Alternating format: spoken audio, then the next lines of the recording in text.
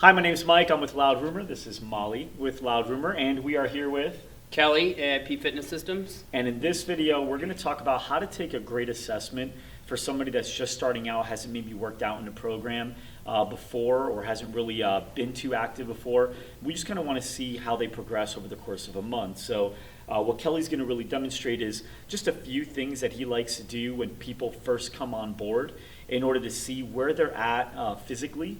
And then in 30 days, we'll be able to see how much that's changed after having a really great nutritional and cardio and strength training program all working together, correct? Correct. All right, great. So first thing we'll probably want to do, like you mentioned, is doing like a heart rate test, right? Kind of seeing where they're at. So tell me about how you do that. So with Molly, we'll just get a starting resting heart rate with her. Now, I'm going to do her heart rate for 10 seconds. We'll times it by 6 to find out what her resting heart rate is. She's just walked in, so obviously we know she hasn't been doing any activity or anything like that. So we'll see what her starting resting heart rate is, and there's a lot of different ways to do this. We're just going to check her pulse on her wrist, and then we're going to do a 60-second step up on the box to see what her heart rate gets elevated to, and we'll track both of those numbers over the next 30 days. So what we want to start is on her wrist, and there's a lot of different places. If somebody was doing it on themselves, they could do it on their neck. I'm going to be doing it. Molly could also do it here herself. So I'm going to go right on her wrist and find her pulse. And then I'm going to time it.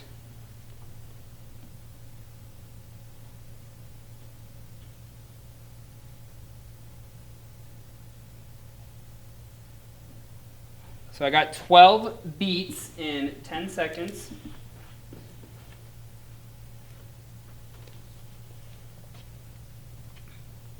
So I'll note that. So we just got Molly's resting starting heart rate. I wrote that down. Now what we're going to have her do is we're going to have her step up and down on this box for 60 seconds to see what her working heart rate is. There's a lot of different ways to do this. For this demonstration, we're going to use this box. Now, depending on the person will dictate what you do with them. Obviously, if you had somebody that was overweight or hasn't done anything in 10 or 15, 20 years, you may not want to have them step up and down off this box. There's a lot of different ways to do this. You may use a smaller box. You may have them use an assisted step up. So it would just depend on the person. So for Molly, we're going to go 60 seconds on the box. Okay. So actually what I want you to do, Molly, is you're just going to step up. You can put your hands wherever you're comfortable. And I just want you to step up and down for 60 seconds. I will time you, and then we'll check your heart rate again right at the end. So you ready? Mm-hmm. Go ahead. Try to get a good pace with it too. You want to make sure the person has good balance. Watch them as they're doing this.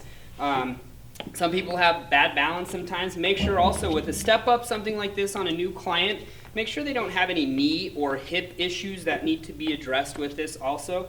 Really, pretty much anything, depending on the person, that is going to accelerate their heart rate within a time frame that you can track and measure it will be sufficient for what we're doing. Molly, how are you feeling? Good. I like to ask questions to make sure that they're feeling okay. Remember, you're dealing with a new person here. There's a lot of stuff going on. If they haven't worked out in 20 years, we could run into different issues. So I like to talk to them and make sure they're okay. At the end of this 60 seconds, we will get her heart rate again to see where she finishes up at. We will track this again in 30 days to see where she has increased. Molly, you good still? Good. Warmed up? Yep. Feeling good? Yep. Pumped? Yep. And stop. Okay. So we'll get her heart rate again. I'm going to get my watch set up so that I can get the 10 seconds. Oh, nice. It's pumping. Mm-hmm.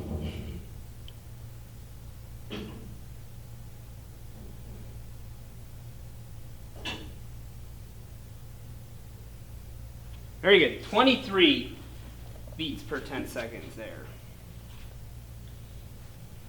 Okay.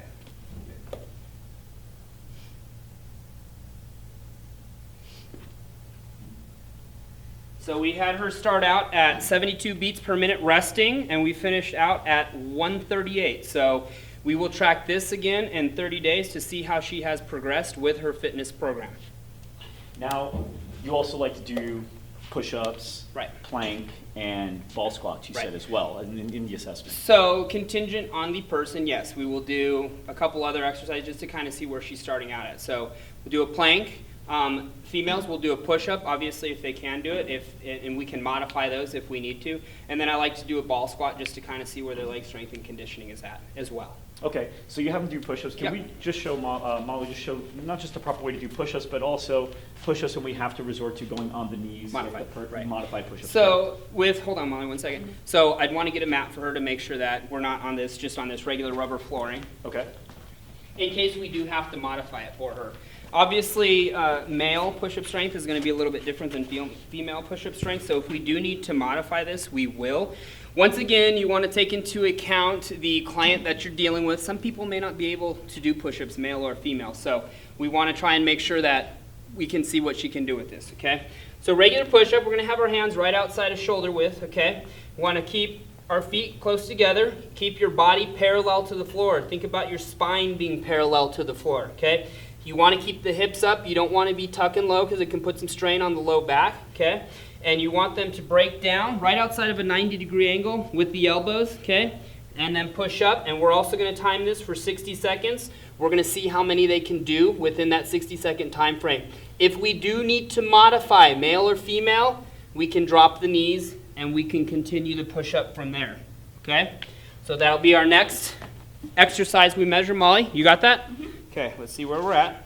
No shoulder, elbow issues, anything like that we need to be aware of? No. Okay, good. So I'm going to time her. We're going to go, we'll actually time this for 30 seconds just to see where we're at. So Molly, go ahead. And we got 1, 2, 3, 4. Those are actually pretty good push-ups. 5, 6, 7, 8, 9, 10. Keep going. 11. We'll go to failure. 12, 13, 14, 15, 16. Really good. 17, 18, 19, 20, 1, 2, 3, 4, and 25. Good. 25 and 30 seconds. That was actually awesome. Really awesome. Good.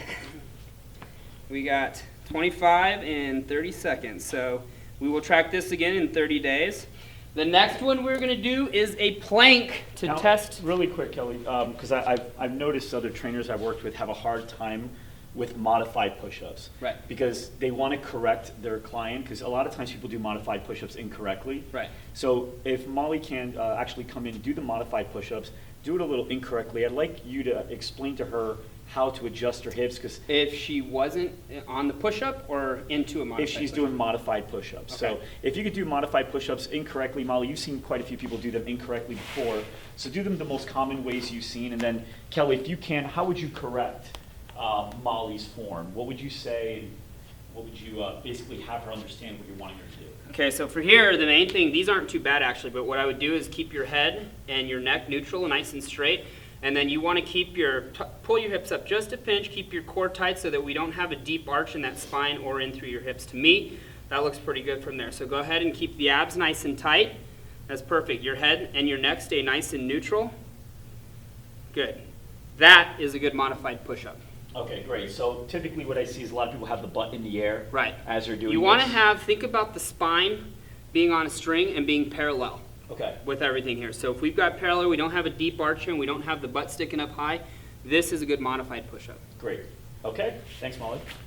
And so now you say you dive into the plank as Plank, the next right. thing? Plank is a good way to test core strength and stability. Once again, some people may not be able to do this. If you have people with back issues, hip, shoulder, shoulder or back issues, you're going to want to ask them that first to make Or sure that extremely overweight. Right, or extremely overweight. Even though, if we have somebody, we could see if they can prop themselves up. So with the plank, this will be contingent on the person that you're dealing with, okay? If you're on a hard surface, make sure they have something to put their elbows on, okay? There's a lot of different ways that people do planks. One of them is bringing their hands in together. We don't want to do that. When you bring your hands in together, that gives you some stability, taking away from the actual movement, okay? So we want to keep our arms and hands shoulder width apart, okay? Keep your feet just inside of shoulder width apart. You want to make sure you can keep the hips up parallel to the floor, engaging and keeping the abs tight. So basically, some people may not understand what that means. That means keep your belly button real nice and tight. We don't want to see this, and we shouldn't see this, okay? You want to you'll pay attention because people will want to bring their hands in here. This gives you some more stability. It actually makes the plank easier, taking away from the core. So we want to keep our fists shoulder width apart. We will shoot for a minute here, and you want to make sure that they can keep that structural integrity throughout the entirety of the 60 seconds, okay? So we'll hold here, and we'll see how long she can get. That way we can track in 30 days where she's at. Head, neck, everything stays neutral. They shouldn't be here, and they shouldn't be up here. Head stays nice and neutral, okay? Molly? No shoulder issues, low back, anything I need to be aware of? No. Abdominal issues? Nope. Good. 1 minute, got it? Yep. Okay.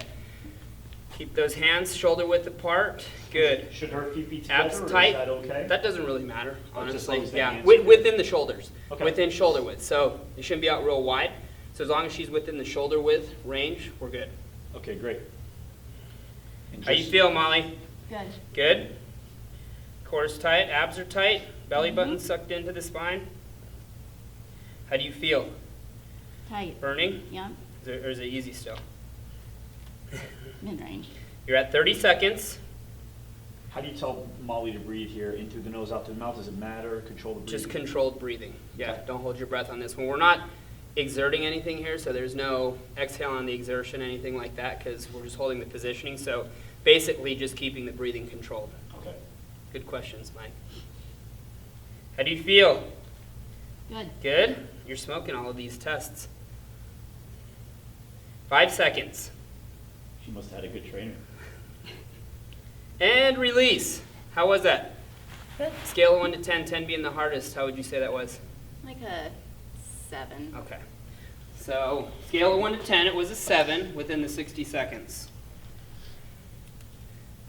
And I like to ask people that, scale of 1 to 10, how was it? It wasn't super aggressively hard for her, so maybe, when we test that in 30 days, we maybe refine the test that we're doing for her, because it's probably, she's going to get better at it. If she gets worse, then we've got an issue. Now, the next thing you say you like doing is the ball squat. Ball squats, yeah. Okay. And you have a collection here. Give me that blue one. Okay. Is there a size stability ball Typically, you the like? stability balls go off of height. This is actually a 65 millimeter, but it's probably aired down to like a 55.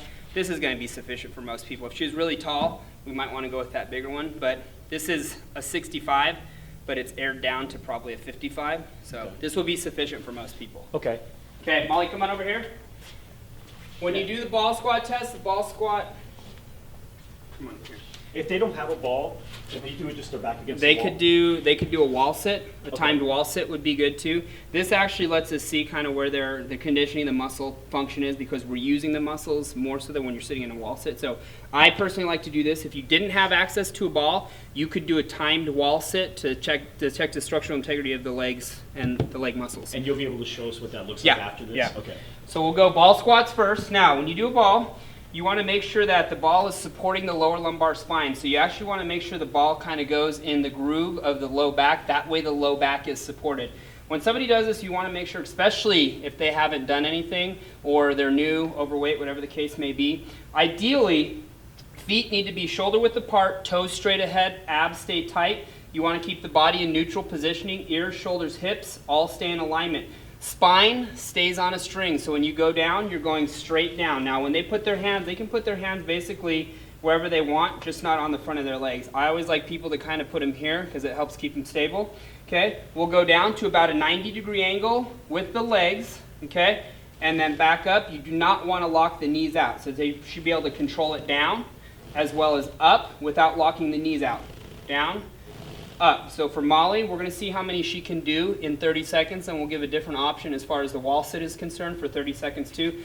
Both utilizing the same muscles, just in a slightly different way. Both ways of measuring testing for the next 30 days. Okay? Did you get all that, Molly? Yep. So come on up. We make sure we get the ball in the arch of her spine. Walk out just a pinch. Okay? Now, when you go down, you don't want to roll out. Make sure the push is coming through your heels, not your toes, okay? We're going to go as many as you can in 30 seconds. You are timing. 1, 2. On this one, 3. Breathing. You want to exhale on the exertion. 4. So the hardest part of the movement is where you're breathing out. 5. And then you bring the air back in. 6. You want to pay attention. Make sure 7. Obviously with this 2, make sure somebody, 8, doesn't have any knee or hip issues. 9. 10, how are we feeling? Good. 11. Now, somebody that doesn't have a lot of balance, do you tell them to pick a spot on the floor to stare 13. 14, I tell them to focus straight ahead. 15, because I don't want them looking down. There you go. Stop. She's got 15 and 30 seconds. With this particular movement, Mike, I don't want them looking down because the body follows that direction. So I would just tell them pick a focal point straight ahead to focus on. Okay. Next, we've got the wall sit. So any wall will do. Make sure it's stable. If somebody hasn't done this in a while, you may want to make sure somebody is there to help them get out of it if they cannot get into this or they get stuck in it. Okay. So we'll do a 30-second wall sit. Same positioning we used with the ball squat. Okay. We're going to get our back flat against the wall. We'll drop down to a 90-degree angle. You want to make sure when you have a client do this that the knees are not going over the toes when they get into this position, okay? I like them to put their hands up, but they can keep their hands here. Either one doesn't really matter. You'll go down to a 90-degree, feet shoulder width apart, straight ahead, push through the heels. Your heels are your anchors. You don't want to see people doing this. It's going to put stress in here and here, okay? I'll have Molly hold her hands out here, and we will time her for 30 seconds. Make sure that lower lumbar spine stays in contact with the wall. If they're deviating from any of those things, you want to make sure you get them out of it. If they need help, you need to be prepared to help them out, and we'll go for 30 seconds on the wall sit just like this. All right, you ready? Everything feels good? Okay, go ahead, drop straight down, abs tight, hands out, good. Keep the push through your heels, don't push through your toes. We've got 30 seconds. How are you feeling?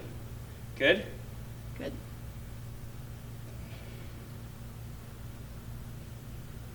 "15 seconds.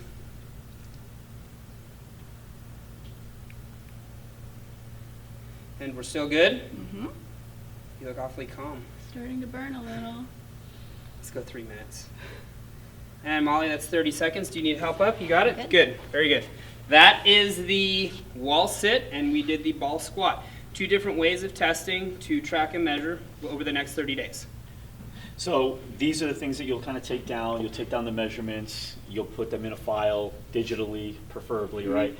And then this way, every 30 days, we can really come back to that Right. and just see not only measurement-wise and all the stuff that you do visually is improving, but But also activity and physically. fitness level-wise, too. Right, because we don't want to just look like we're getting better. We Right. actually want to be better. Trackable and measurable. Great. Awesome. Right. Thank you. Cool. What's up, everybody? Thanks so much for watching, and if you found this video valuable, then head over to loudrumor.com and subscribe so that we can actually send you more videos and information just like this to help you grow your fitness studio or gym. You can also subscribe to our YouTube channel where you can get updated every time we post more new videos. Thanks for watching.